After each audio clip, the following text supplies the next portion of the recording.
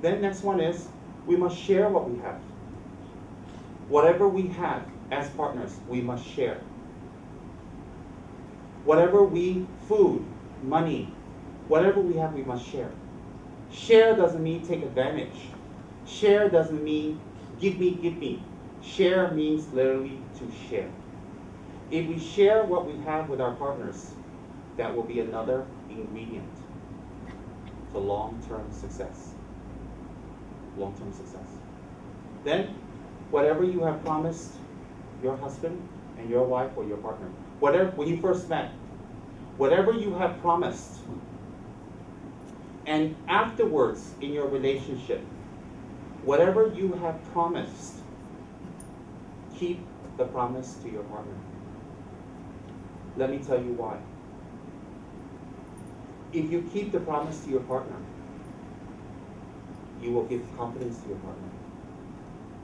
You will make your partner relax.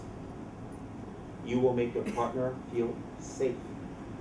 And you will make your partner gain more respect for you. And the basis for a happy family is respect of each other.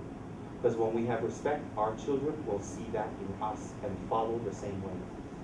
So therefore, whatever you have promised each other, you should keep your promise. And if there is any way you cannot keep your promise with each other, any way you cannot, you must sit your partner down, relax, and talk. Look in your partner's eye and talk and be honest. Show good body language. Show good facial expression. And express why you cannot fulfill the promise. And ask your partner how you can fulfill that promise. It's very sad to see a husband and wife 5 years, 10 years down the line. They don't know each other. They don't talk about each other. They don't talk to each other. They're not interested in each other. It's very, very sad. It's very, very sad. And so if we sow the seeds of discontent now, that's what's going to happen. So that's what the wedding vows here are about. And I'm going to ask Simon and Suzanne to repeat the vows after me in a short while. I will be faithful to you. I will support you in all difficulties. I will improve on my weak points for you. I will defend you. I will respect your beliefs. I will share what I have with you. I make this promise to you. And then when you say I make this promise to you, you put on the ring. The ring is your commitment to what you have promised. So everything before today is up in the air. Everything after today is solidified. In the Buddhist tradition, it is solidified in the presence of your teacher, in the presence of the Buddha, in the presence of your parents, in the presence of the congregation. It's in the presence of all who witness. That ring gives you that power. So when you slip that ring on your partner's finger, it is symbolic that you will promise all of that. And you're going to do it. Because if you do it, you're going to have a very wonderful, fruitful relationship.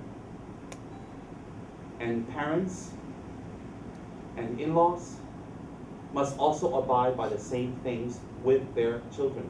Because yes, in the mother's eyes, Simon's always little Simon, who needs to get his nose clean, ask him if he's brushed his teeth, if he's eaten, and we can see he's eaten, and to check if he's all right. But now Simon's a big, big boy. So mama's got to learn that my Simon is a big boy, and my Simon is going to make mistakes, and it's going to hurt me, but I'm going to let him learn. I'm going to let my little Simon grow up. I'm going to let another woman touch and handle and be in my little Simon's life after so many years of me being the only woman in his life. And the mama is going to let go of that. Do you know why? Because the mama loves her son very much. Tremendously. So the mama is going to let this new lady take care of her son, be with her son, and be involved in his life. And being a sharing, loving mother, which I can see, she will allow her son to grow and bloom now. I'm sure of it. I'm sure of it. And Simon is a little nervous, but extremely excited, because Suzanne may not make the porridge the way he likes, like Mama used to make. Suzanne may not arrange his breakfast the way Mama used to arrange, but little Simon is going to get used to the new porridge, the new breakfast. Because Mama's porridge was love, and Suzanne's porridge is going to be love. But Suzanne can't cook, so never mind. She'll buy porridge from SS too. So it's all right. So if Simon doesn't like the porridge, we send it back to a hopper, get a new hopper. Now in little Suzanne's case, I know, I have not lived with their family, but I know that their family is very close-knit. I know her father is a typical Chinese father who wants to make sure his kids are fine and wonderful and all right. And I know that the mother, oh dear, she's very attached to her children. She's the type of mother we all want to have. That love the children, that stay home and think about the children, support the children, and be with the children. This is the most unusual honeymoon I've ever heard of. It's Suzanne and Simon and their whole family is going to Bangkok. I don't know what kind of honeymoon that's going to be. It sounds like the Beverly Hillbillies. But why do I say that? Because that's how much they love each other. That even when they go on their honeymoons, Mama, Daddy, everyone's coming along. So they're all going to stay in one room. That's going to be very interesting. In any case, Suzanne Ng's mother, Vivian, is my good friend for many years. And I know that she loves her children very much. And how she expressed her love for her children is she nags them every day. When are you going to get married? She nags them and nags them and nags them because she doesn't want her daughter to be alone. She doesn't want her daughter to not have anyone. She wants her daughter to have company like she had with her husband her whole life. So her nagging and nagging and nagging is love. If we all can have a mother that nags us to death, because when they don't nag anymore, we miss it.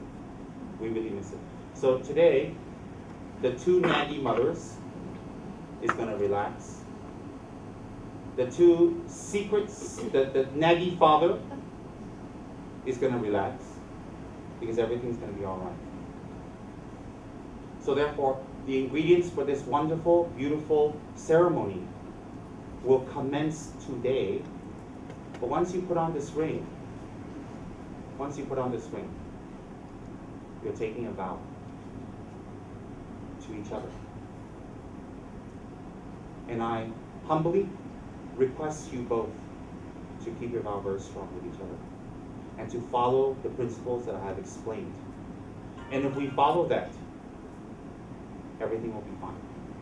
Remember, marriage is not a game. It is not to be taken lightly. It is not to be thrown away lightly. It is not to be thought of lightly. You must be faithful. You must support each other in all difficulties. You must improve on your weak points for your partner. You must improve on your weak points. You must defend your partner.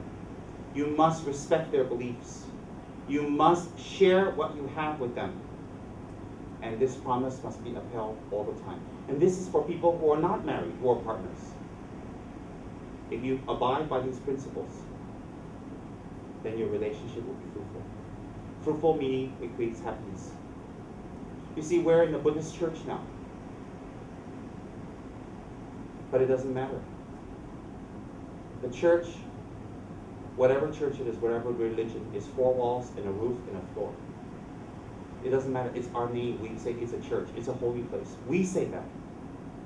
But actually, the real church is in our minds. The real place we see who we are and what we need to do is in here. Because nobody out there can control what's in here. So we need to start here. So therefore, now I will commence with a short prayer to the Buddha of great compassion, the Buddha of great activities. And during weddings, we usually contact the Buddha of activities, which is Tara. Tara is like the Catholic Mother Mary. She is not Mother Mary, but she's similar. We request Tara to bless, to consecrate the marriage. We request Tara to bless the minds of the beings who are getting married and everybody participating. That compassion and love and respect will grow in their minds. Again, let me stress, We're nearly at the end. But let me stress for all those present, and let me stress for our bride and our groom, the ingredients to a happy, long relationship.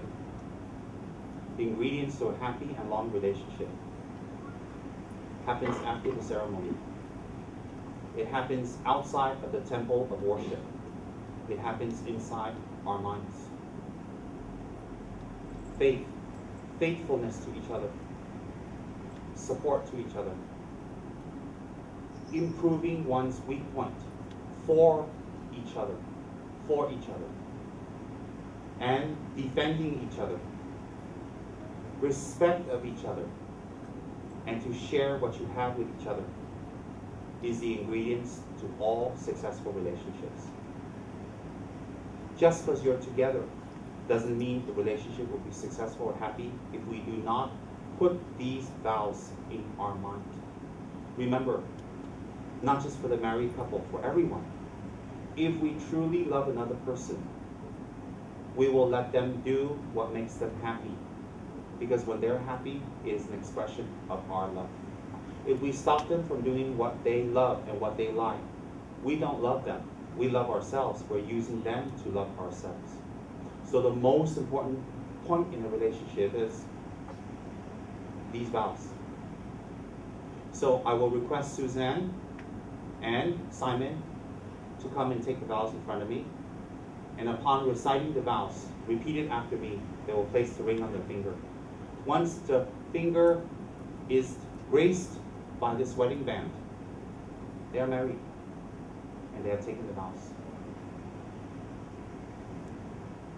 Once they have taken the vows, most important, more than money, more than house, more than clothes, is holding these vows with each other. Why? You both will be happy.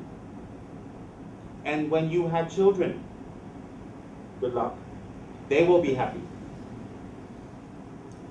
Your children will be happy. You will be happy. And your children will grow up happy. Why? It is an example they can see. Some of you are couples who will not have children. But you know what? You will make everybody else around you happy anyways. You'll set a good example. So please remember that. Now I'd like to request you both to come up. You stand here facing each other.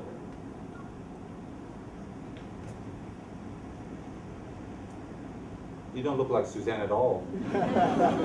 You look like Miss Hong Kong 2009. Wow. Very nice. Very nice. I'm happy for you. I'm happy to do the ceremony for you. Now you both face each other. Hold that. And you hold this. I want you both to repeat after me. After you have repeated after me, you put the ring on her first, and then you put the ring on him second, so you don't get mixed up. Okay? So, when you take these vows, you take it with each other, my friends. Doesn't matter who's in the room. Nobody is here. I'm not here, no one. It's just you two. Now, you're going to take vows with each other. Please remember this for the rest of your lives. And please remember this every single day. And I ask all that is holy to bless you to keep your vows. All right? Remember, it's just you two now. Doesn't matter who's there. Give him a flower for a minute. Yes. Please repeat after me. Simon first. I will be faithful towards you. I will support you in all difficulties. I will improve on my weak points for you. I will defend you. I will respect your beliefs. I will share what I have with you. I make this promise to you. Please be my wife. Place the ring.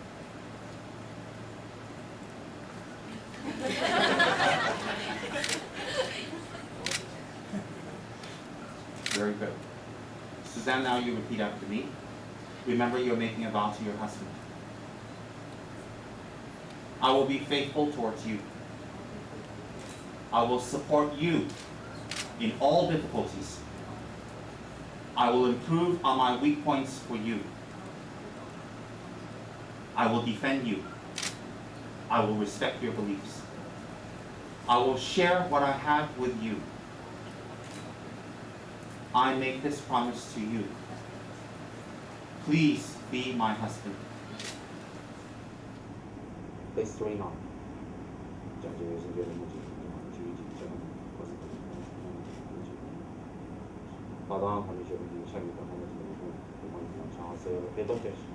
Please face the audience. They are married now.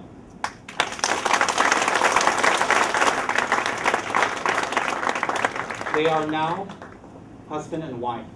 They are not girlfriends and boyfriends. They are not friends. They are not lovers. They are husband and wife. And we will address them as so from today on. And I request the parents and the relatives to give them your blessings, and to give them your prayers, and to give them your support. Let me repeat. We have a newly married couple in the house.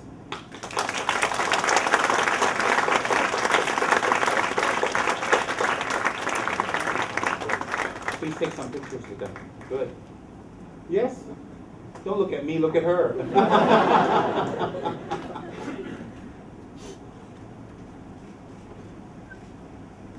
Yeah, you stand here, both of you. They can take pictures. Thank you. Good, very good. May the family come up.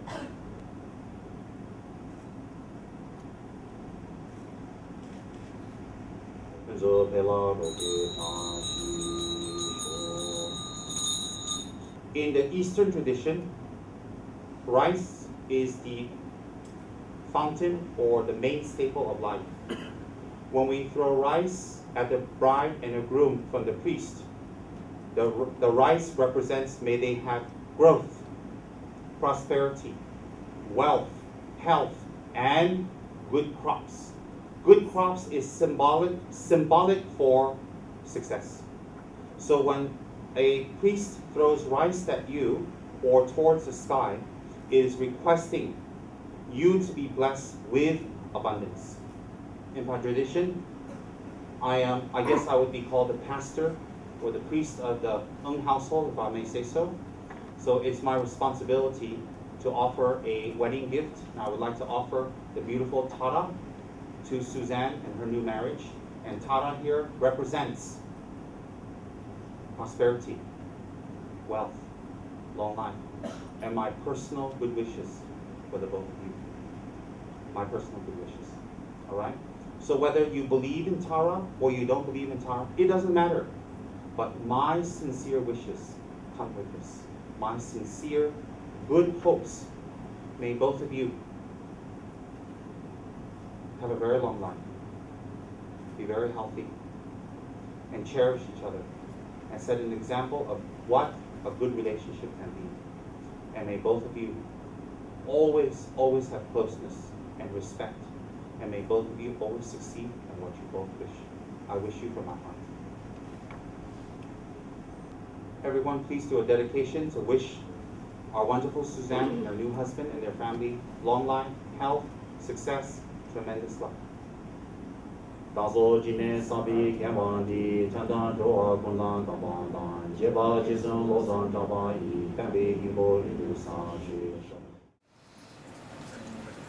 All in the one third. One third.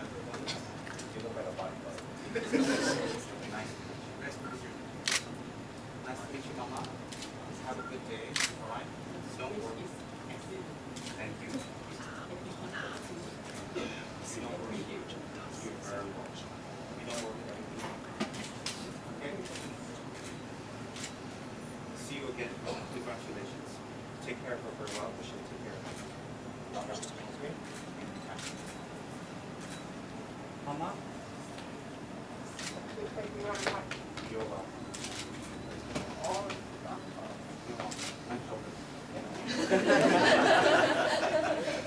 Thank you. Enjoy yourself, okay? See you soon, okay? See you very soon. Be happy. You won't eat enjoy. Bill, thank you. Wonderful. Good night. Goodbye.